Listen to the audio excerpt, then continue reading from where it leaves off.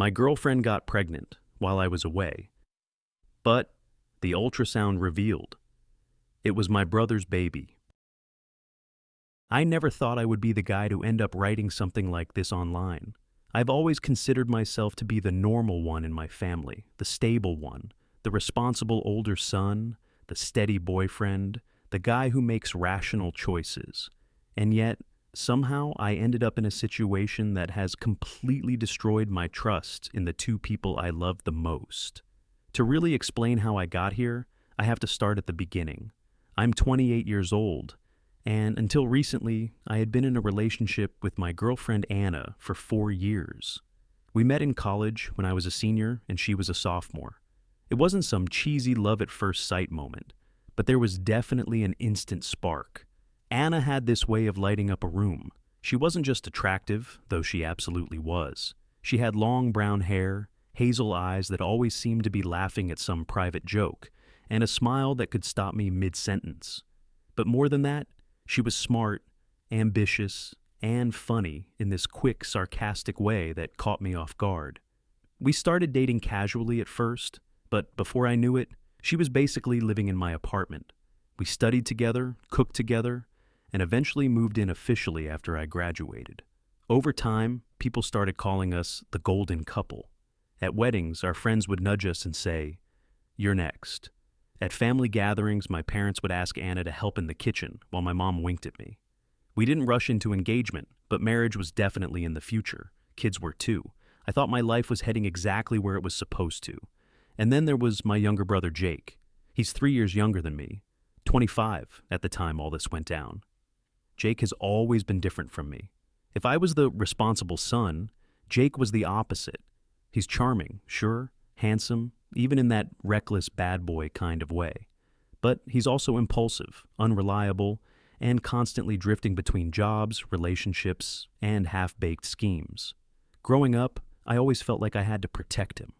My parents worried about him a lot, and I tried to pick up the slack by being the dependable one. I got good grades, a stable job, a long-term relationship. Jake, meanwhile, was always the one you never knew what to expect from. Still, he's my brother, and no matter how many mistakes he made, I always stuck by him. When Anna came into the picture, she and Jake got along well enough. He made her laugh with his stories. She rolled her eyes at his wild behavior, and I never saw any red flags. Why would I? She was with me. He was my brother, that was that. About 8 months ago, my company landed a huge contract overseas. It was one of those career-making opportunities, and my boss told me straight up, "We need you there, in person, for 2 months." I remember the night I told Anna. We were eating takeout on the couch, Netflix playing in the background. "2 months?" she repeated, setting down her fork. "Yeah," I sighed. "I know it's a long time. But this contract, it could mean a promotion, better pay, a real step up for us." She bit her lip, obviously disappointed, but then she nodded. "Okay, we'll make it work. Just promise me you'll call every day." "Every day," I said, and I kept that promise. While I was gone, we talked constantly, texts, calls, video chats. She told me about her day, I told her about mine. I missed her like crazy, but I told myself it was temporary. I was working for our future. Then, 1 month into the trip, everything changed. I was sitting in my hotel room late one night when Anna called. Her voice was trembling. "Babe, I think I'm late." I sat up straight. "Late? Like—" "I took a test," she whispered. "It's positive." She sent me a picture of the test, 2 pink lines staring back at me through the screen. For a moment, I couldn't breathe. Then suddenly I was grinning like an idiot. "Are you serious?" I said. "Yes," she said, a nervous laugh breaking through her voice. "We're going to be parents." I pressed the phone to my forehead, my heart racing. "Anna, that's amazing. I love you so much. I don't care if it wasn't planned. This is it. We're starting our family." I remember lying in bed that night, staring at the ceiling, smiling so hard my cheeks hurt. I kept whispering to myself, "I'm going to be a dad." For the rest of that trip, I couldn't think about anything else. Every call with Anna was filled with baby talk, nurseries, names, cravings. We weren't ready, but we'd make it work. We always did. When I finally came home 2 months later, Anna was already showing a little. She had that pregnancy glow people always talk about. I dropped my suitcase and hugged her tight, kissing her belly and whispering, "Daddy's home." She laughed, tears in her eyes, and for a while, everything was perfect. But then came the ultrasound appointment, and that's when my entire life began to unravel. The morning of the ultrasound, I remember being so excited I could barely sit still. I woke up early, made Anna breakfast in bed, and told her, "Today we get to see our baby for the first time." She smiled, but there was something in her eyes I couldn't place. Nervousness, maybe. Pregnancy hormones, I told myself. We drove to the clinic hand in hand. The waiting room was full of other couples, some smiling nervously, some holding ultrasound photos already. I squeezed Anna's hand and whispered, "That'll be us in a few minutes." When the nurse finally called us in, I thought my heart might burst. Anna lay down on the table, lifting her shirt. The doctor, a calm, middle-aged man, spread gel across her stomach and pressed the wand gently against her skin. The screen lit up with fuzzy black and white images, and I swear I forgot to breathe. "There it is," the doctor said, smiling. "That's your baby." I squeezed Anna's hand, my eyes glued to the monitor. My baby.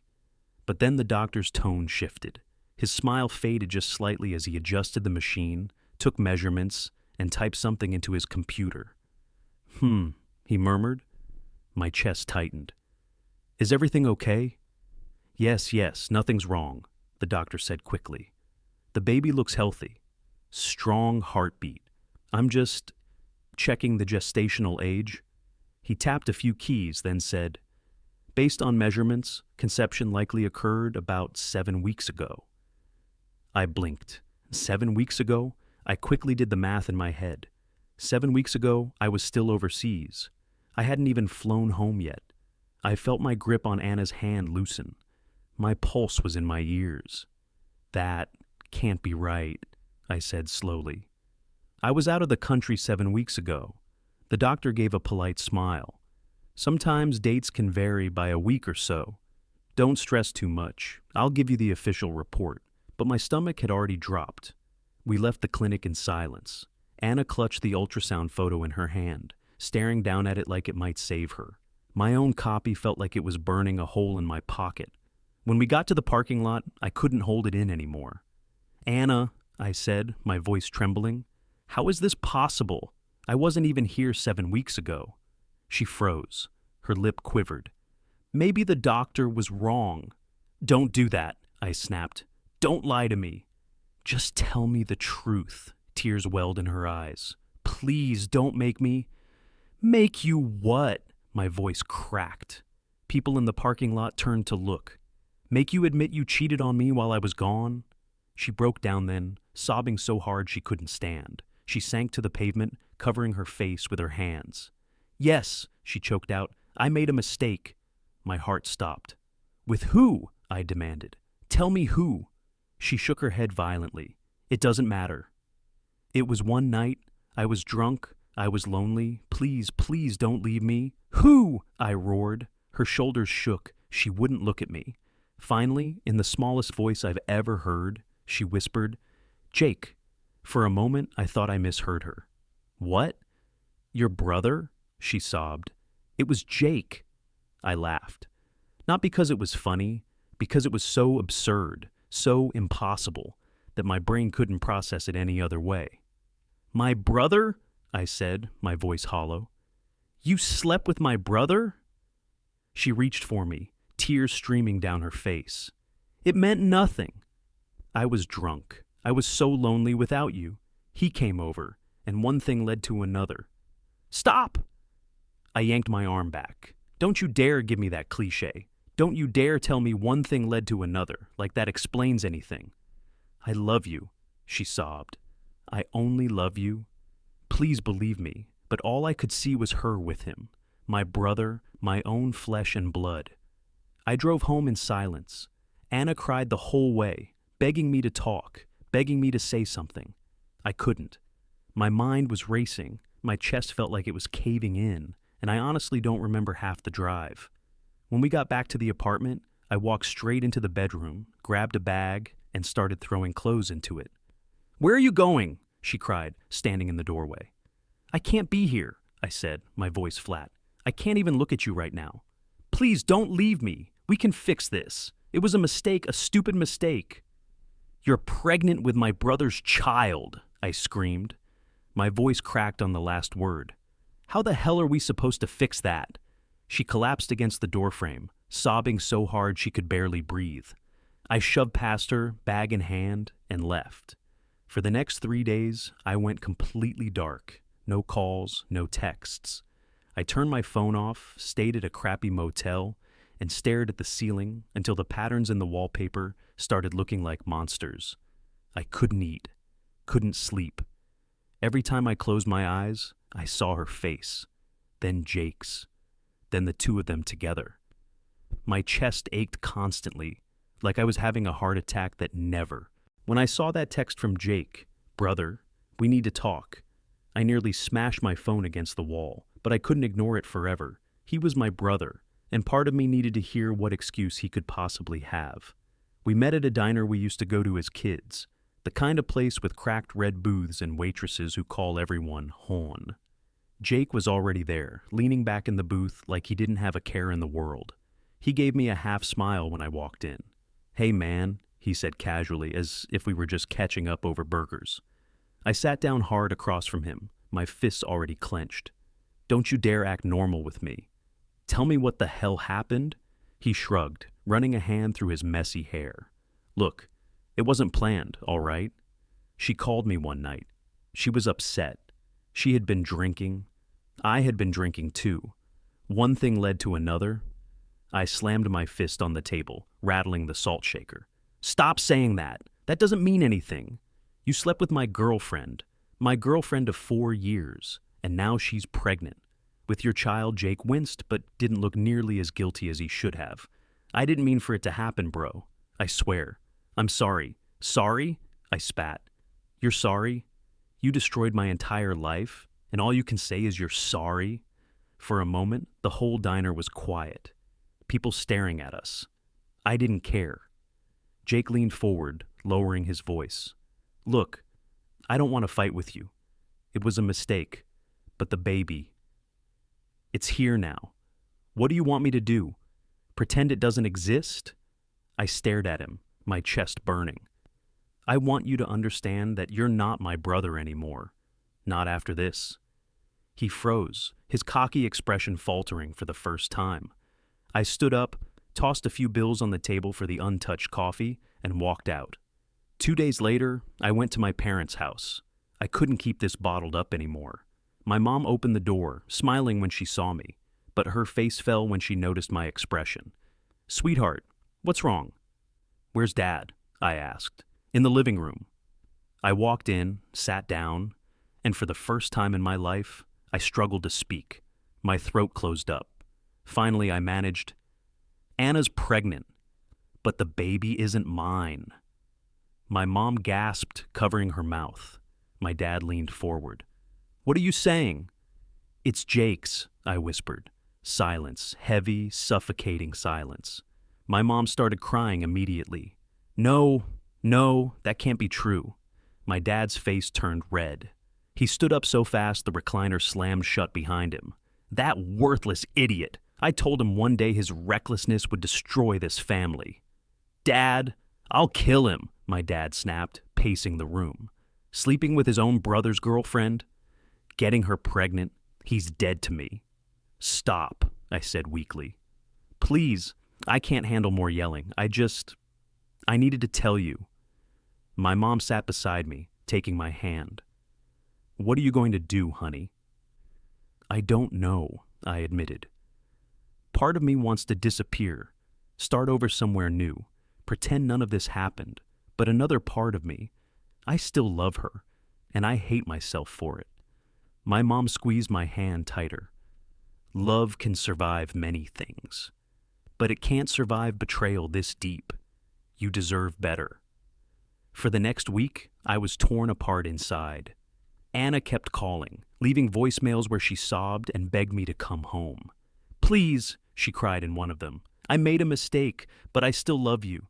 This baby doesn't change how I feel about you. We can raise it together. You'd be an amazing father." Her words twisted in my chest. I wanted to believe her, but every time I closed my eyes, I saw her with Jake. Meanwhile, Jake texted me a few times, trying to play it off like we could just move past it. One text even said, "Bro, maybe this is fate. Maybe you weren't meant to be with her. Maybe she and I deleted it before I finished reading. At night, I lay awake in my empty apartment, staring at the ceiling. Could I do it? Could I raise my brother's child? Could I pretend everything was normal? No matter how I turned it over in my head, the answer was always the same. I couldn't. Eventually, I knew I had to end it. For good. I went back to our apartment one last time. Anna was there, her belly just starting to show. She rushed to me the second I opened the door. "Please," she whispered, clinging to my shirt. "Please don't leave me. I love you. I can't do this without you." I pulled her arms away gently. "Anna, I can't." Her face crumpled. "Why? Because of Jake? Because of the baby? It doesn't matter whose it is. You'd be the real father. You'd be the one raising it. Don't you get it?" I said, my voice breaking. "Every time I look at you, I see him. Every time I look at your stomach, I think about what you did while I was gone. I'll never be able to forget." Never. She collapsed onto the couch, sobbing. "It was a mistake. A stupid, drunken mistake. Don't throw everything away." Tears blurred my own vision, but I forced myself to stand tall. "You threw it away the second you slept with him." I kissed her forehead one last time, turned, and walked out. I didn't look back. It's been 3 weeks since then. Jake still tries to act like nothing happened, but I haven't spoken to him. To me, he's not my brother anymore. Maybe one day I'll forgive him, but not today. Maybe not ever. Anna texts me sometimes. She says she wants me at the birth. She says the baby deserves to know me, but I can't. Not now. My parents are broken, torn between their sons. But they've made it clear. They're on my side. They said Jake is out of the family until he takes real responsibility. And me? I'm just surviving. I go to work. I come home. I stare at the ceiling some nights, wondering how my life turned into this nightmare. But I also know one thing. I did the only thing I could. Staying would have destroyed me. Leaving was the only way to save myself. Maybe one day I'll find someone who won't betray me, someone who will truly love me. Until then, I just keep moving forward.